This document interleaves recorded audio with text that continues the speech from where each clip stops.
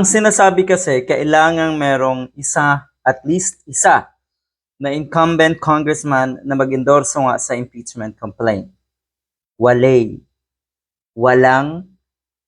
may lakas ng loob na duwag. Ang sinasabi nga ng ilan, nasaan daw si Pulong Duterte at yung isa pang Duterte na kongresista? Nasaan na kayo?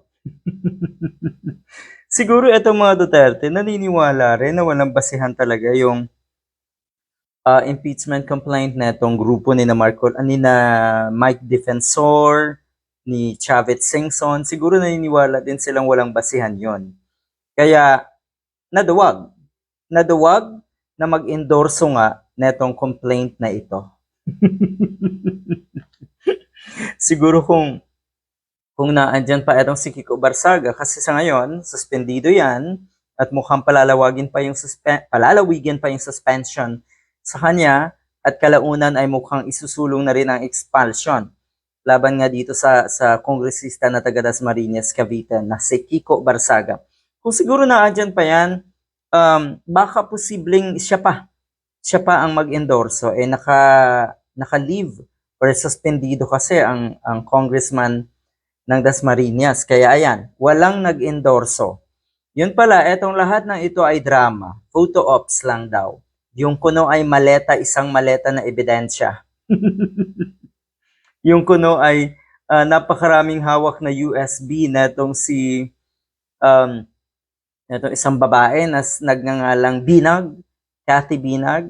Yon, lahat ng yan daw ay pawang photo op lang. Kahit nga yung kanilang speech or yung kanilang pahayag, kung sakaling hindi nga daw tanggapin, ay nakaredy na rin.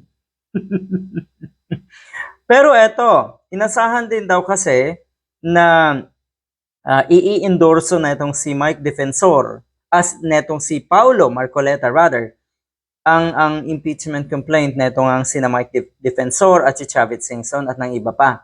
Pero anong nangyari? Anong nangyari ay mukhang naduwag din daw itong batang kongresista na si Paulo Marcoleta. So sayang na sayang daw ang effort na itong mga ulagang DDS na nagresulta na lang sa photo op at syempre nga sa kanilang sariling press con. Yan naman ang idea talaga nila na ilabas na lang sa media ang lahat ng ito dahil yun nga, walang forma, walang hugis, walang kalatoy-latoy etong kanilang impeachment complaint laban sa nasa Malacanang. Good luck.